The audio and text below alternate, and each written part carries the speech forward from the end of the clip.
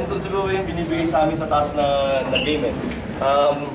By the way, siguro pang ilang game ko na to na ganito, even nung natatalo kami, laging close game. So, and I believe doon sa huli, makaka-execute yung player ko kasi madami na kami napagdaan ng ganitong experience. And then the last pass of Josan to Taha, that was very well executed by the two guys. And then they executed the play.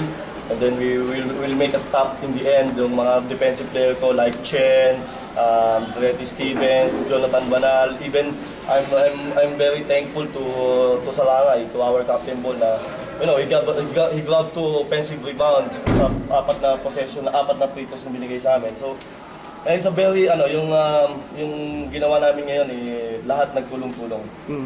Coach, that play ba yun? Yung pass ni Nines kay Oo, it was a pick and roll for Josan, and then I told him to look inside for Joseph. So yun, nagawa naman niya.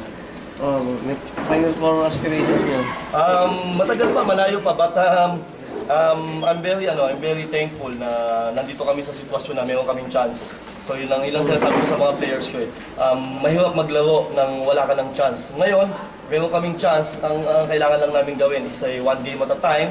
At the same time, we have to prepare hard for our next game. Kasi, yes, napanalo namin, but wala pa naman kami sa number 4, wala pa naman kami sa number 3, nandun pa rin kami sa number 5, number 6 slot.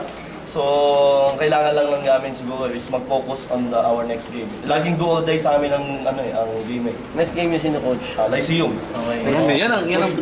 Malamang yan ang turning point ng season. I tingin ko, it's a very physical, very good game siguro on Friday. So we have to prepare hard kasi Lyceum ganda lang nilalaro din nila eh. Napanood ko yung game nila against JRU, they will not give up. Laging nandyan lang. So, kaya we have to prepare hard for the Lyceum. Another battle of Intramuros. Yes, part 1. Yes. Coach, marami nagsasabi na yung nagpipit na kayo sa second na kayo ba naiisip niyo na lahat sinasabi lang? Hindi kasi lang siguro, we experience a lot of things doon sa first round na madami kaming mga talo na close game. So now, meron naman kaming almost yung panalo namin ngayon. Last three wins namin siguro. Yung isa overtime, ito 3 points, yung isa 2 points. So I think ko yun talaga yung binibigay sa amin na hopefully na maganda nga lang naka-adjust na yung mga players ko.